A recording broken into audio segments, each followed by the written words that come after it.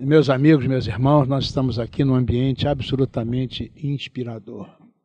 À nossa frente aqui é a Baía de Guanabara, com essas expressões magníficas da natureza com que o Brasil foi abençoado por Deus nosso Pai. Mas ao nosso lado temos o Dr. Jorge Andréa, que é outra fonte infinita de inspiração para todos nós, que somos aprendizes da doutrina espírita e temos a grande honra de militar no Instituto de Cultura Espírita do Brasil. Nós temos aqui o privilégio de estar fazendo uma entrevista com o Dr. Jorge, porque na verdade nós precisamos falar da vida alheia, né? E escolhemos hoje uma vida alheia muito especial, que é uma vida alheia que se entregou ao mundo, oferecendo seu conhecimento, sua alegria, seu otimismo, sua confiança, seu amor, e essas mensagens magníficas que certamente ele traz desde um mundo maior, para iluminar os nossos dias, para nos ajudar a nós, aprendizes da doutrina espírita, para que possamos compreender mais e melhor as nossas atribuições, a nossa constituição e a nossa proposta de vida. Dr. Jorge Andréa, portanto, é esse nome muito especial que nos inspira e que vai nos ajudar hoje nessa conversa, falando bem da vida alheia, né? Junto dele. Está conosco nosso querido companheiro Joel Vaz, né? Com quem ele tem convivido também ao longo desses anos, que tem um carinho todo especial pelo nosso querido Dr. Jorge Andréa, e que vai contribuir certamente de maneira extraordinária para que essa entrevista alcance seus resultados. Eu nasci em Salvador, soteropolitano. Salvador. E tive todo o amparo que a família nos deu, inclusive do meu pai, porque ele representava muita coisa na cidade. Ele fazia parte da Universidade Baiana, que na época era uma das grandes universidades do Brasil, na época de 30. E eu fui caldeado, trabalhado nessa área, e claro que com ela que a educação da época, né? Os puxões de orelha, umas palmadas dignas, essas coisas todas que vocês conhecem, mas consegui, com isso, a minha escola primária e depois a outra escola, porque eram aqueles 5 anos clássicos para um indivíduo se preparar para um vestibular. Consegui, fiz o vestibular de medicina, meu pai era médico, essa coisa toda, e depois de 6 anos trabalhando nisso, buscando aqui, ali, essas coisas que vocês sabem, o que é o trabalho de estudo, essa coisa toda. Com as referências interessantes, alguma coisa digna, outras coisas na base das reclamações, que é natural, essa coisa toda, mas consegui me formar. E formado, eu fui trabalhar com o velho. Com que idade? Ah, meu filho, eu já estou perdido. Faz um tempinho. Essa coisa não. Uns 20, 22 anos. Eu tinha 21 anos. Que eu me formei em medicina com 20 para 21 anos. Na época, tinha pouco coisa que você estudava para consegui-la. Eram só 5 ginasiais e depois fazer o vestibular, né? De maneira que... Medicina não, eram 6 anos. E aí eu fui ser assistente dele. Diz que o senhor não foi ser psiquiatra. Não, eu fui médico daquela época. Você sabe que naquela época o médico era formidável, sabe? Você sabia tirar pressão, ouvir os tons cardíacos, algum sopro, cardiologista. Clínico geral também. Clínica geral, essa coisa toda. Depois é que a coisa foi se aperfeiçoando, etc. E dentro desse aperfeiçoamento nós fomos acompanhando também com trabalho, já dando muita aula, porque o velho me botava também para trabalhar. E ele tinha uma inteligência primorosa, sabe? Ele citava tudo com precisão E todas as aulas dele eram com esquema. Ele ia para a pedra e fazia o esquema. A gente chamava a pedra, que era justamente O quadro. o quadro negro. Depois quadro de giz, hoje nem isso tem. É de giz, essa coisa toda. É muito tempo. De maneira que nessa época eu fui me formando, aprendi muita coisa de histologia, que era o que eu dava aula, e embriologia geral, que na época era o que a gente alcançava mesmo, vamos assim, de precisão, essa coisa toda.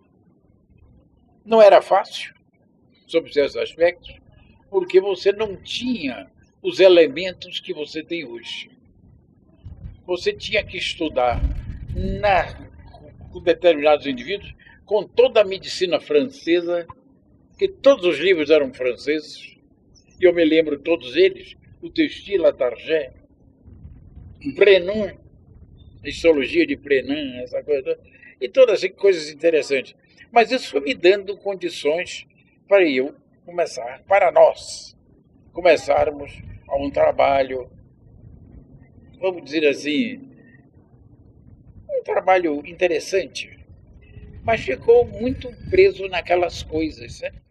Inicialmente na medicina não havia assim um ouvidor, quer dizer, um psicólogo ou psiquiatra, e que isso aparece depois que Jesus começa a selecionar pessoas, né, habilitadas a ouvir os outros.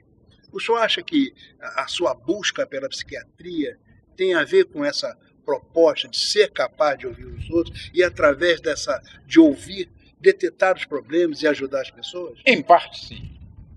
Em parte, sim. E, junto disso, as nossas tendências espiritualistas. Sim. Compreendeu? Que eu fui compreendendo as coisas depois de um trabalho, vamos dizer assim, rotineiro, nessa época, compreendeu? Com uma, vamos dizer assim, com uma doutrina chamada espírita, mas uma doutrina bem equilibrada e ajustada, eu fui compreendendo melhor a vida e alargando. Foi aí que eu penetrei mais na psiquiatria. Mas o senhor não mexeu sempre com medicina só. O senhor é baiano. O senhor conheceu o mestre Bimba, o Dimba, da capoeira? Da capoeira? Olha... O senhor jogou capoeira? Não, mas eu fui na praia, eu vi comumente o Bimba fazendo as suas estruturas de capoeirista. Sim. Conhecia, fazia parte daquela... Porque eu tomava banho de manhã, sempre aos sábados e domingos, era constante. De maneira que o Bimba ia lá fazer as suas demonstrações. Sim. Era um sujeito formidável. Parecia que não tinha absolutamente conjuntura, tudo era mola. Eu não sei como é que ele... Flexibilidade magnífica. E uma flexibilidade incrível, sabe? Maravilhoso ele, maravilhoso. Um bailarino, não era? Bailarino, por excelência. Um bailarino da vida, né? Da vida. Falar em bailarino, vamos falar num músico. O Isso. senhor conheceu o Dorival Caymmi? Teve relacionamento com o Dorival Caymmi? Dorival Caymmi. Grande cantor baiano, músico. Eu fui íntimo dele. Velho. Fui íntimo do Caymmi. É doce morrer no ar. Vi ele formar aquelas coisas todas que depois se tornaram músicas nacionais. Eu vi fazer isso. Eu fazia com ele nas praias, compreendeu? À tarde e à noite de lua, etc. Fazia aquelas toadas, etc. E ele fazia a cantiga, vamos dizer assim, dele. Sim. Mas tinha uma coisa muito interessante. Um dia ele nos revisitou e disse, não vou cantar mais. É mesmo? Eu disse, mas Caymmi, que negócio é esse? Peraí, vocês levam a namoradinha pra lá, fica tudo grudado e eu... Cantando.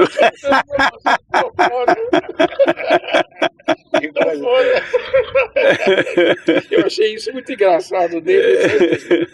Mas, doutor Jorge, e aeronáutica?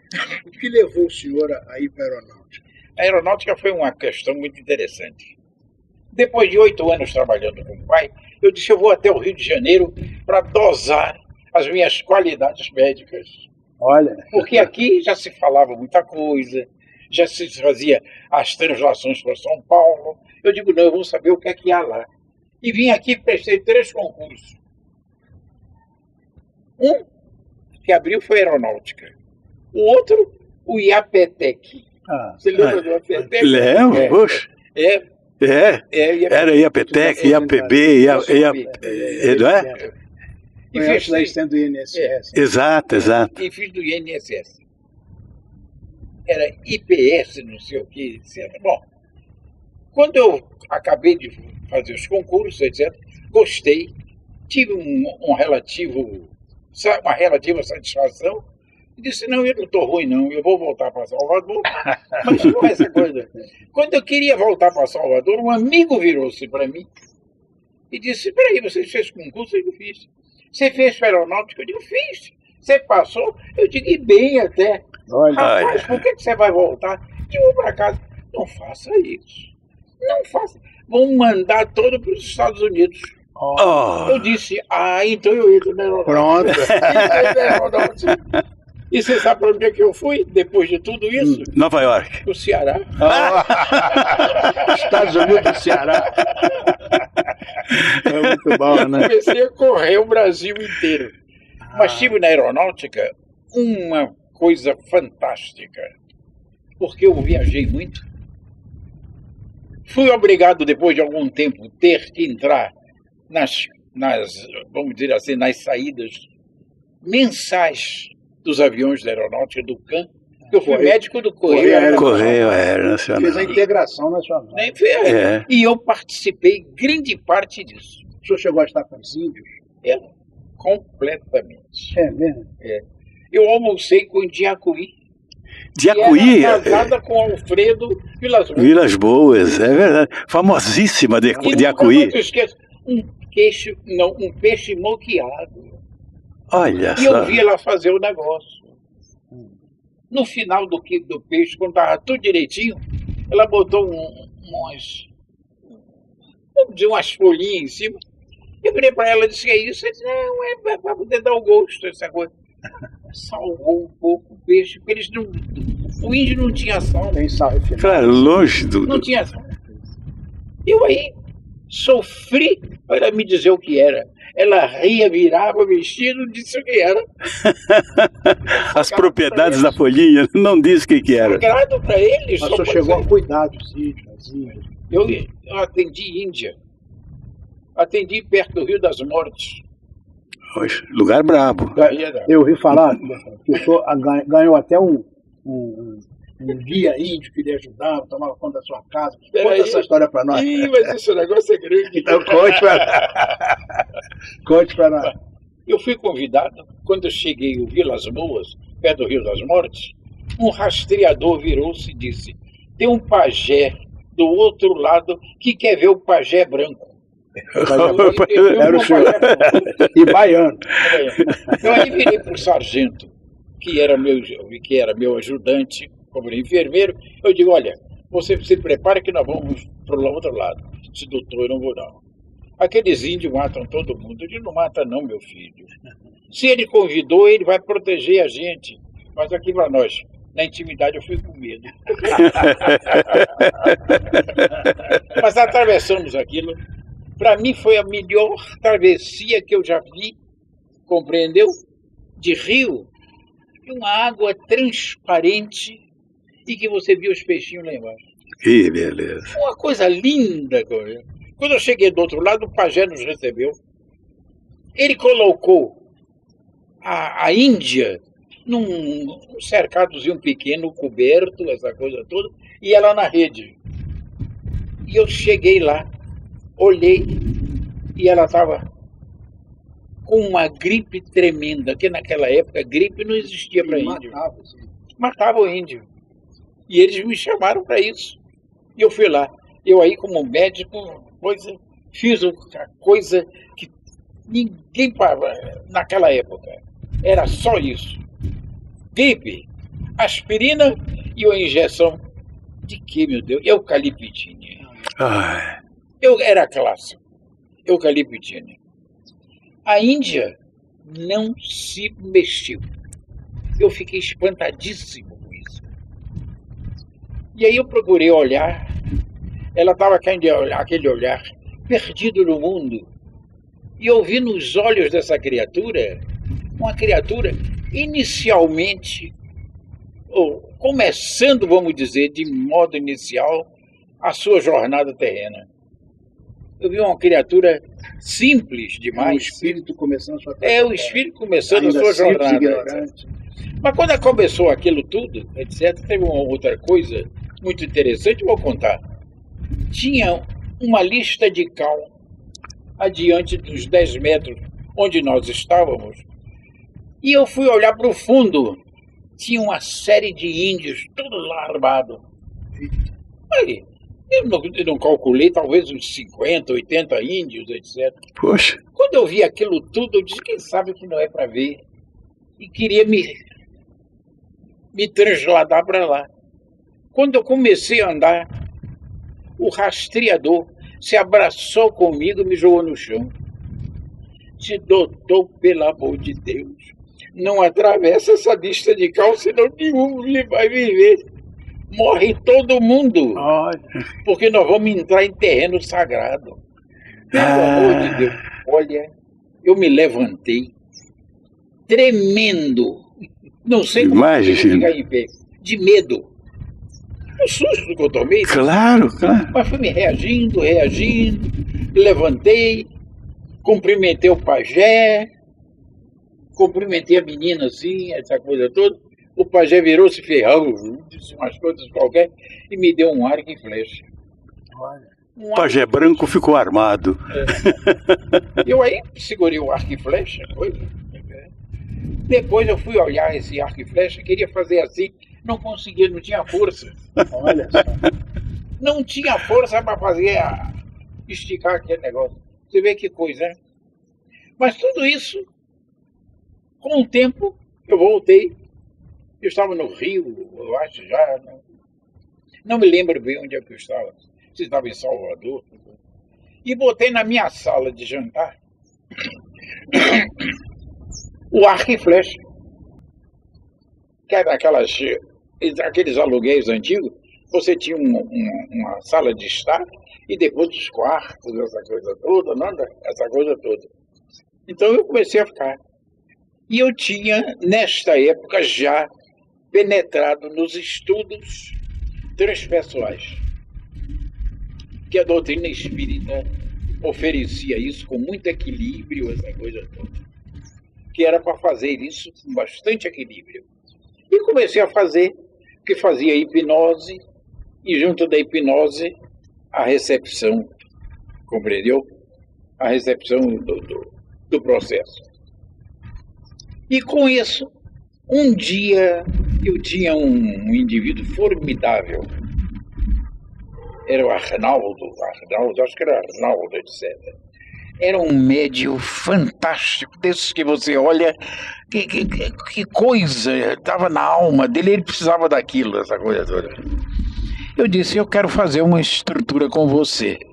Você vai fazer o seguinte, você vai lá em casa, com o espírito, e vai me descrever a sala.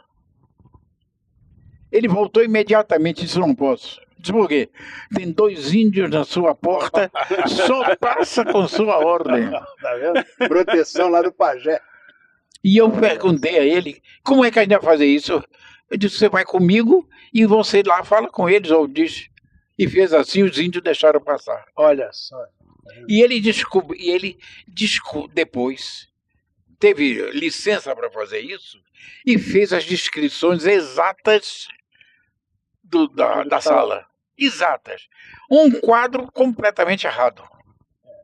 Eu disse, espera aí, você errou o quadro. Ele disse, não, o quadro era esse, essa coisa toda. Nós fomos lá ver o quadro depois, que ele tinha errado. E comecei a raspar um pouquinho.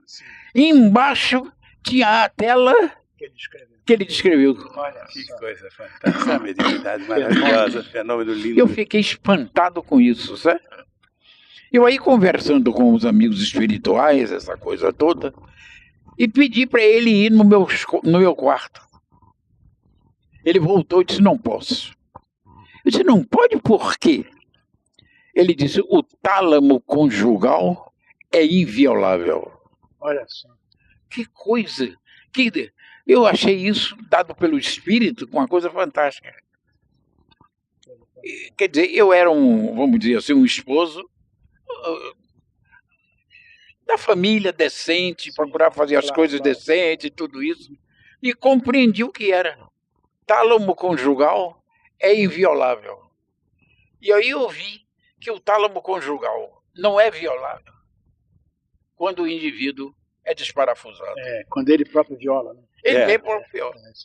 Casado com quantos filhos? Isso foi uma coisa que me sedimentou definitivamente na doutrina espírita. Maravilha. Porque foi ela que deu essa abertura. E foi aí que eu compreendi que a doutrina espírita não tem cercas. Não tem daqui até aqui. É a vida. É a vida. Muito bom. Já que o senhor falou no casamento, e dona Gildinha, como é que vocês se conheceram? Uma princesa. Princesa. É. Só meio suspeito. Eu nessas conversas e nesses concursos, etc., que eu acabei na aeronáutica tomando, ainda não tinham me mandado para o Ceará, é claro, essa coisa toda, que eu tinha que ficar lá me adaptando ainda na aeronáutica, essa coisa toda. Eu tinha minha avó e as tias que eu visitava sempre. E um dia ela disse, olha, eu estou sozinha, você quer visitar comigo uma moça, uma senhora minha amiga, etc., e eu não quero atravessar isso aqui sozinha de tarde, essa coisa. Não, eu vou, lhe levo, essa coisa toda.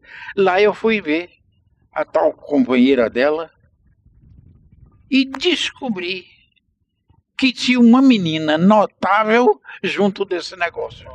Que eu olhei que era a Gilda. Eu disse, meu Deus, que coisa bonita. Mas é aquela coisa que você fica impactado, né? Amor à primeira vista. É um negócio, rapaz, eu não posso... As almas que se encontram. E ela estava doente, não precisa dizer que eu me meti logo um pouco como médico, né? Não, mas esse negócio aqui... Não, meu médico não veio hoje, não, mas vamos ver o que é que há. A senhora não pode ficar sem isso. E fiz logo da menina enfermeira.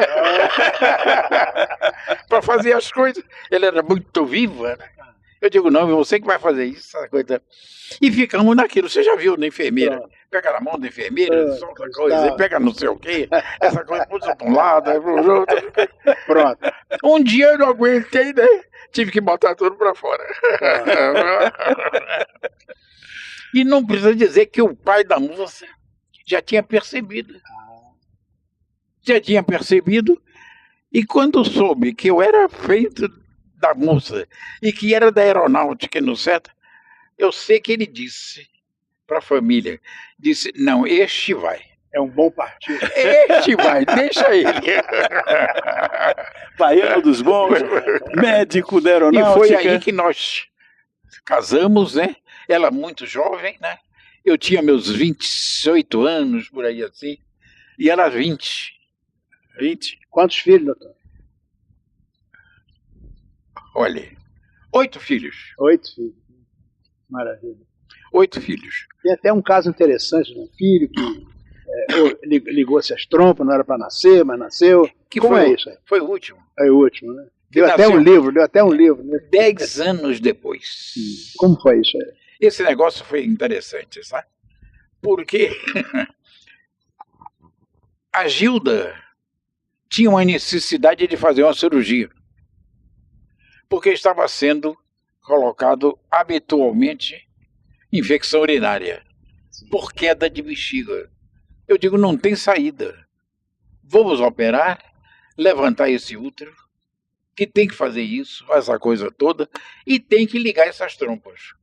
Eu tinha um colega de Djalma, não me lembro mais o nome dele, Djalma Ramos. Era um bom cirurgião, essa coisa toda. Eu disse, Djalma, você vai operar a menina, essa coisa toda. E eu fiquei, segundo o pedido que eu fiz a ele, de assistir. Ele disse, não, você vai assistir, tá tudo direitinho, não tem problema nenhum não, essa coisa toda. Na hora de ligar as trompas, ele disse, você sabe, a gente precisa ligar as trompas porque ela não pode mais ter feito esse movimento uterino, essa coisa toda, não pode ter filho.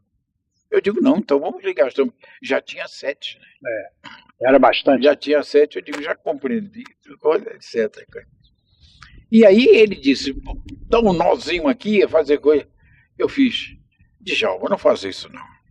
Disse, corte essa trompa, pode? Ele disse, mas cortar, rapaz. Eu tenho que fazer depois, imbricar isso tudo. Eu digo, mas ele disse, mas por que eu tenho que cortar? Eu digo, olha, sopra um ventinho em casa, nasce um menino.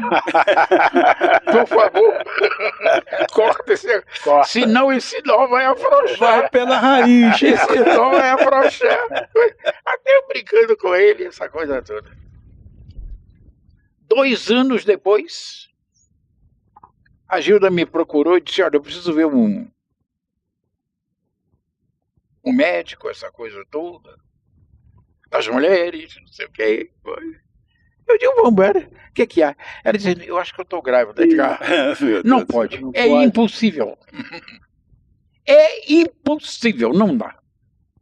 Não dá. E acabamos indo para lá. Mas teve umas fases muito bonitas antes que eu nunca mais me esqueci. Um dia ela estava na janela vendo o mar. Que então nós tinha uma visão de mar, essa coisa toda, etc. Eu, por trás, vim jeitosamente e dei um abraço nela. E estava ela, minha neguinha, não sei o quê, aquela coisa toda. Ela olhou assim para mim e disse, não mexa, ela me disse assim, não mexa com os meus sonhos. Imagina o que é que ela estava pensando nisso. Me disse assim, né? Eu aí compreendi que ela estava longe, essa coisa toda. E outras coisas, etc. E fomos para o médico, para o obstetra, essa coisa toda. O obstetra olhou, fez as coisas todas. Disse, doutor, o senhor me contou tudo, mas ela está grávida. Olha só. Que coisa. Eu aqui me dizendo, mas não posso. E ele ainda virou-se para mim e disse, e eu não faço jamais a expulsão. Claro. Não vou fazer absolutamente o negócio. Tirar esse menino. Eu não faço isso. Eu disse, também não estou lhe pedindo. Eu digo, vamos embora. Se está aí, vamos embora. Vai ter serviço. Mais um, menos olha, um, essa depois de 8. Teve um parto normal. Eu fiquei espantadíssimo, porque quando cortou tudo, a coisa, o fio, as ligações, essa coisa toda, eu digo, isso vai dar fístula aí para tudo quanto é lado. Nossa Senhora, esses nós todos da posição cirúrgica, isso vai ser um inferno. Com 6 dias, tudo absolutamente normal, a urina formal, normal, eu fiquei espantadíssimo. Que coisa. Foi um negócio fora do comum. E posteriormente eu tive uma explicação.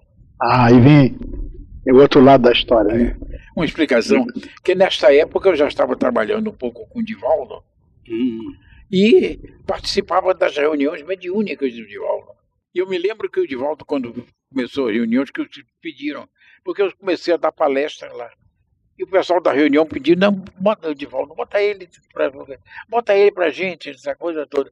Ele disse, eu não posso, eu vou pedir a Joana para dizer. A Joana deixou. Disse, não, pode trazer ele, essa coisa toda. E numa dessas ela explicou o que é que houve. Os meninos que têm uma vivacidade fantástica de energia contribuíram com a sua energia para a formação de um canal novo na trompa.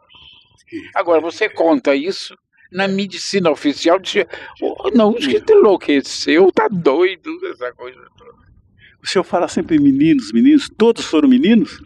Não, 7 meninos. 7 meninos e ela... Uma menina. Uma menina. Para os meninos. Só tem 2 médicos, 4 engenheiros e um advogado. Para criar problema. Encaminhou bem. Coisa né? maravilhosa. Agora, o senhor viajou muito de avião, naqueles aviões antigos da aeronáutica. O senhor alguma vez caiu lá de cima? Não. Fez algum pouso forçado, alguma coisa? Poço forçado tive 2. Um poço pilonado, que avião vem assim, daqui a pouco faz não sei o quê, e emborca. Meu eu Deus do estava céu. preso direitinho, essa coisa toda, e me tiraram de lá. de cabeça para baixo. Eu tive uns 3 desastres, mais ou menos, mas coisas viáveis, essa coisa toda. Mas eu tive uma coisa fantástica da aeronáutica, que eu servi no Correio Nacional. E entrei na escala mensal. E essa escala mensal me deu condições de conhecer o Brasil inteiro, as Caraíbas, o norte todo, o leste todo dos Estados Unidos, alguma coisa da Europa, etc. E ainda mais, o dinheirinho da aeronáutica não dava para todo mundo, né? E eu ganhava diária fora de sede. Era entrar no voo, eu não perdia um voo. Mesmo não querendo, tinha que sustentar aquele monte de menino, né? Sabe por quê? Porque quando eu chegava do voo, o sujeito chegava para você, tá aqui. Lhe dava o dinheiro, um envelope. Inclusive dólar, quando você viajava no estrangeiro, em dólar. Era isso. E isso me deu, muito tempo, uns 3 anos mais ou menos, para eu ficar... Poder sustentar os meninos. E andando por esse mundo de Deus, em DC-3? Hein? Era um DC-3? É um DC-3. 15 passageiros. Esse, o DC-3 já era melhor. Era o melhor? Já era uma coisa fantástica, essa coisa toda. Esse era o melhor. Mas a coisa formidável. Todos os meninos estudaram no colégio absolutamente de graça. Foi esse colégio aí dos Colégio Militar? Colégio Militar. Né? Militar. De graça, sabe por quê? Ganhava lápis, papel, livro, roupa, tudo, porque de 7 filhos, até de 7 filhos em diante, era tudo de graça. Tudo de graça. Você já pensou que folga eu tive? Que bênção, rapaz. E saí de lá, sabe como? Todos com serviço militar completo, caderneta de 2ª categoria. Não, e era um negócio sério, rapaz. Era um negócio sério, sabe? Eu me lembro disso. Então eu passei um período, compreendeu? De reencarnação, vamos dizer assim, maravilhoso. É verdade. Como é que eu ia pegar 8 filhos depois de 7? Claro. O senhor nos falou do Divaldo. Como é que o senhor se aproximou do Divaldo? Como foi isso? Em relação a essa? Foi um indivíduo do Fratelli Vita, que era uma fábrica antigamente baiana, que ficava ao lado dos trabalhos do Divaldo, mais ou menos. E eu conversando com o indivíduo, e disse, mas não sei o quê, não sei porque que eu conversei, essa coisa toda. Alguém que estava do lado de lá me viu falando, sabe? E eu, aquela coisa minha, sabe? O sujeito olhou e disse, o que é que o senhor é, professor, não sei o quê. Eu digo, não, eu ensino aqui, não sei. Chega aqui, o senhor se incomodava de ir num lugar aqui e dar uma palestrazinha pra gente? Eu digo, não, mas olha, tem uma coisa que eu tenho que falar com o senhor. É um negócio espírita. Eu digo, qual é o meu? Vambora! E comecei a fazer. E eu era de 15 em 15 dias, eu falava no Divaldo. E ele ficava do lado me assistindo. Isso foi mais ou menos em que época? Nos anos 60, 50, 60? Já lembra disso? Qual foi o tempo? Eu acho que o ano 60 para 70. Os anos 60 para 70. Né? 60 para 70, por aí assim, essa coisa toda. E foi aí que eu comecei a ter uma coisa, e o pessoal de lá me convidou, depois de eu dar essas palestras, para eu participar das reuniões mediúnicas. Eu aí entrei e disse, não, eu vou participar para ver esses malucos que aqui fazem. Já com a psiquiatria. E vi coisas inusitadas. Inusitadas, né? Coisas incríveis, etc. Teve umas comunicações de um tio meu que mostrou umas coisas que só nós conhecíamos. E por aí foi, sabe? E teve uma noite de lua, porque nós saíamos da calçada e íamos para a Mansão do Caminho, que ainda estava começando, Sim, não sim. tinha nada não. Era no meio da estrada. Muito pouco, né? Era uma bobagemzinha, um chalézinho, uma coisa, etc. Pau da Íamos Lima. para lá e voltávamos depois. Mas quando nós fomos e voltamos um dia, etc., o jipezinho quebrou. Quebrou, teve um negócio para consertar, e o Divaldo me perguntou: chega aqui, você entende desse negócio? Eu digo: não entendo nada disso. Ele disse: nem eu. Vamos sentar aqui, deixa eles fazerem a coisa. E sentei na calçada uma noite de lua e vi as coisas mais lindas de informação espiritual que eu recebi. É mesmo? Que maravilha. Uma noite de lua, um silêncio fantástico, 10 horas da noite para e vi coisas. E Edivaldo a contar, os espíritos que passavam por lá, Olha etc. Diz: está cheio de espírito aqui, vai não sei o quê. Eles querem falar com você, que diz que você ainda vai dar certo. Vai dar certo. Ainda vai dar certo. Vai dar certo. Então eu tive facilidades fantásticas para isso. Que coisa formidável. E só posso achar que está tudo certo, belo, e que a gente tem coisas que às vezes a gente não sabe, nem avalia o valor daquilo que chegou em nossas mãos. É, graças a Deus. Não avalia. Não O senhor avalia. conheceu grandes homens, como o Divaldo, né? O Conheci. senhor também conheceu o professor Pastorino, né? Pastorino, trabalhei com ele. Fale um pouco do Todo. trabalho com ele, por favor. O Pastorino foi católico, etc. Rompeu sacerdote. com o catolicismo, foi uma coisa dessa. Foi da reunião do Pastorino que eu conheci o tal médium que fez as coisas posteriores que eu conheci. Foi lá, compreendeu? Sim. Que eu já estava vindo do Divaldo, compreendeu? O Pastorino me pegou logo, né? E eu querendo saber, porque era o Divaldo, era Salvador. Foi quando eu vim para o Rio. E o Pastorino, eu soube que tinha isso, eu fui lá. Ele disse: não, o seu lugar está aqui, essa coisa. Fazer uma toda, reunião na não, rua mas- 7 de setembro. É, né? na rua 7 de setembro. Isso mesmo. Exatamente, o Pastorino. Isso. É. E foi lá que se criou o Lar Fabiano de Cristo. Aliás, eu sou um dos fundadores do Lar Fabiano de Cristo. Foi isso mesmo. É É, verdade, né? foi isso mesmo. Essa relação com o Pastorino Eita. foi muito rica, né? Ele era professor do Colégio Militar também. Professor do Rico Militar, Isso. falava 4 línguas, Isso. entendia de filosofia, que era uma coisa louca, compreendeu? Várias coisas, português, ele sabia. Ele era um indivíduo muito competente, músico, É, inclusive era músico também, sabe? Entendia de música, muito né? bom, né? Gente fantástico, sabe? Quando é que o senhor começou a escrever os livros? Que até hoje são luzes para todos nós. Foi com o Divaldo. Ah, é? Depois do Divaldo, assim, que eu comecei em Salvador, aí o Divaldo virou-se para mim: chega aqui, dá uns escritozinhos aí, para ficar as coisas. Você está dizendo uns negócios aqui, mas a gente já vê isso escrito. Escrito, né? Eu digo: pois não. Aí comecei a escrever, saíam as bobagens de um lado, etc, coisa. Depois eu fui formulando bem as coisas, etc, compreendeu? E ampliei muito quando eu vim para aqui, como Pastorino. Sim.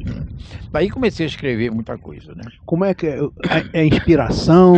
É mediúnico? Qual é o mecanismo? Como é que Olha, eu funciona não isso? sei, mas eu tinha, por exemplo, não era nem visão. Porque o senhor fala algumas novidades ali, né? É, As coisas que umas não eram coisas assim. conhecidas. Não, eu estava escrevendo, daqui a pouco, mas que coisa interessante isso. Como é que eu não pensei nisso? Olha só. Né? Mediúnico, né? É Mediúnico, não, aquela informação, inspiração, né? Inspiração, né? O senhor estava ligado aí, né? Tá ligado ali. Isso aí. E aquelas aí coisas. vinha. Quer dizer, eu fazia talvez a coisa séria É. e eles me davam E as ideias, seriedade e nas as coisas, ideias né? estão aí, são cada vez mais É. comprovadas pelos estudos, pelas pesquisas, né? É, tem Até umas- os próprios livros do Chico, né? tem umas Acabaram Não, comprovando eu várias acabei, coisas. inclusive, até, compreendeu? Muito perto do Jung, né? Sim. Fazendo as formulações da conjuntura psicológica nossa. Coloquei muita coisa nesse negócio, né?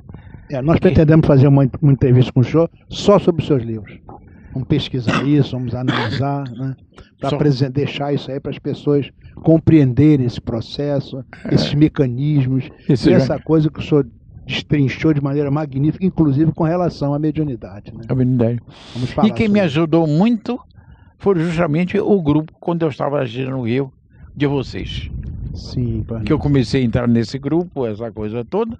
E quem me ajudou muito foi a Maria Amélia e o Ronaldo. Ah, são nossos dirigentes. Não, porque né? eu fazia uns desenhos ao meu jeito. Sim. Aí o Ronaldo olhava e disse, peraí, que coisa, que sujeito. Peraí, deixa eu ver. Aí melhorava o desenho, eu achava lindo, tá? Aí não precisa dizer, me matriculei na vida Pronto. dele. Pronto. Mas isso já é no ICEP. Como é que o senhor conheceu falamos dos grandes nomes, né? O Diolinda Amorim, como é que o senhor conheceu, começou a participar? Como é que foi essa sua relação com o Instituto Cultura Espírita? Olha, o Diolinda Amorim, eu já nem me lembro direito das coisas com o Diolinda Amorim, mas eu comecei a frequentar lá aquele negócio, na formação inicial, Isso, lá nos primórdios, né? naqueles primórdios, Isso. né? Que você toma conta hoje disso. Zé Jorge fazia parte, né? Ah, Jorge, Sim. General a Hélio, coisa- General eu Hélio. tenho assim uma ligeira lembrança, Sim. mas estou sem situar bem o negócio, né? Nós temos uma relação de centenas de cursos que o senhor deu no Instituto. Não é? Vamos deixar isso depois registrado. As aulas que o senhor deu, memoráveis, né? E que até hoje são referências para todos nós. Né? De maneira que a sua relação, esse conhecimento com os grandes homens, inclusive com o nosso Diolino, isso para nós é um processo de muito enriquecimento do conhecimento. Não, e depois eu comecei a tomar conhecimento, quando eu estava já aqui no Rio, essa coisa toda, do Freud, do Jung. Eu via a correlação do Jung como um grande espírita que não dizia que é para não ser botado para fora da ciência, para não ser botado para fora da ciência, que ele só falava de espiritismo. É verdade. O Jung só falava de espiritismo, com outros nomes. Sim, claro. Ele contornava, virava, mexia, aí. para dizer a mesma coisa. Né? O senhor tem conhecimento de pesquisas que se fazem hoje, pesquisas universitárias sobre mediunidade, sobre reencarnação? O senhor acha que a ciência está descobrindo o que a doutrina espírita está colocando? Olha, falar franqueza, não tenho não. Hum. De vez em quando eu leio uma coisinha que sai num jornal, numa coisa, numa revista, etc. Mas a estrutura de formação mesmo, não dá. Né? E tem umas coisas, eu vejo umas coisas mais antigas que eles estão fazendo. E eu acho que eu escrevi um pouquinho adiante. É verdade. O pessoal ainda está na trilha, né? Vai chegar lá na frente. Eu escrevi um pouquinho mais adiante. Perfeito. Eu me lembro disso perfeitamente. Inclusive a estrutura do psiquismo, né? Que eu botei aquele negócio todo meio em ordem. Botei o Jung no meio, Pronto. compreendeu? Defini bem as coisas. Porque o Jung teve uma coisa fantástica, sabe? Ele botou os arquétipos. Isso. Arquétipos, no inconsciente passado. Mas no inconsciente passado, com os arquétipos, ele não falou a possibilidade do arquétipo. E eu botei então o arquétipo trabalhando constantemente e chamei núcleos em potenciação. Isso. Já também é um processo evolutivo. Que eu vou para o processo evolutivo lá dentro. Exatamente. E junto do processo evolutivo, as razões de sexualidade ali Muito dentro. Que teve a sua razão de ser. E aí me perguntaram uma vez, como é esse negócio de sexualidade? Eu digo, é muito simples. A gente leva alguns milênios para acertar. No dia que você tiver integral, na parte feminina e masculina, com integração, você é um espírito puro. Ele disse, tem gente assim? Eu disse, tem Jesus. É o único que eu posso dizer. Porque ele veio comandar a Terra, praticamente. Claro, lógico, né? Governador do Por quê? planeta. Porque ele sabe perfeitamente. Aí disse, então já acabou isso? Eu digo, não, eu acho que ele ainda tem gente em cima dele. E por aí vai. Porque o processo evolutivo não termina nunca, né? Termina nunca. E a gente não entende isso. É verdade. E é difícil, né? É isso mesmo. Porque na nossa medida, a nossa medida tem o meio, tem o princípio, o meio e o fim. Se você não tiver isso, você fica doido. Você quer qualificar, não, isso é aqui, isso é aqui. É isso mesmo. Dizia que é uma coisa... Maravilha. Doutor Jorge, foi uma delícia conversar sobre a sua vida alheia. Né? Foi muito bom nós estarmos juntos. Tenho certeza que esse seu depoimento vai trazer muita alegria, muita gente, né? Muito esclarecimento. Eu fico alegre pelo reconhecimento. É verdade. De um lado, de alguma coisa que eu fiz que acho que teve valor. É verdade. É nesse sentido. E isso me dá uma satisfação muito grande para a minha vida. Porque houve realmente alguma coisa que eu produzi. Eu não estou dizendo descobertas, não é nada disso. Mas é o reconhecimento dos companheiros de jornada. Isso é formidável, sabe? Ter nos companheiros de jornada aquele equilíbrio não é? De formação, de equilíbrio, de ajuste, etc. Isso me dá muita satisfação. O senhor sabe que para nós, do Instituto Cultura Espírita, é uma honra poder contar com o senhor como nosso presidente de honra, que não é apenas uma coisa formal, é só uma palavra. É um sentimento efetivo de todos nós que recebemos ao longo de tantos anos, né? A sua contribuição, sua generosidade, a sua lucidez, o seu carinho, o seu amor, né? São coisas realmente que inundam de uma alegria, de uma força muito grande, que vitalizam o nosso Instituto. Então, acho que em nome de todos aqueles que ao longo desses anos todos, né, têm participado do nosso Instituto, eu queria deixar aqui a nossa profunda gratidão ao senhor, pela sua obra, pela sua vida, pelo seu momento, né? Nossa profunda gratidão a Deus, que nos permitiu respirar o mesmo ar que o senhor respira e recolher as vibrações da sua misericórdia, do seu carinho, do seu coração, da sua inteligência. Pedimos a Deus que o abençoe e lhe dê sempre essa coragem, essa lucidez e esse amor. Gostaria que o nosso Joel também se despedisse do senhor. O nosso coração está em festa, enriquecido por tanta sabedoria, tanta luz, tanto amor. Nesse instante, eu quero convidar todos para o ano que vem a comemoração dos 100 anos do Dr. Jorge Andréa. Que Deus o abençoe sempre. Então, a palavra é sua, doutor Jorge. Quero agradecer essa tarde proveitosa, as nossas lembranças, esse abraço imenso dos amigos, etc. Mas antes de mais nada e antes de tudo, agradecer com a alma de joelhos a oportunidade de tê-los, que eu sei agora, no coração de vocês. Muito bom. Muito obrigado. Muito obrigado. Que Jesus o abençoe hoje. A todos nós. Terminamos assim essa entrevista tão especial com o nosso querido Dr. Jorge Andréa. E temos certeza que a luz dele está conosco e permanecerá conosco para todo e sempre. Que Jesus o abençoe e muita paz a todos os corações. A medida da vida é o amor, a certeza da fé é emoção. O caminho se faz caminhando, a eterna certeza vibrando no coração.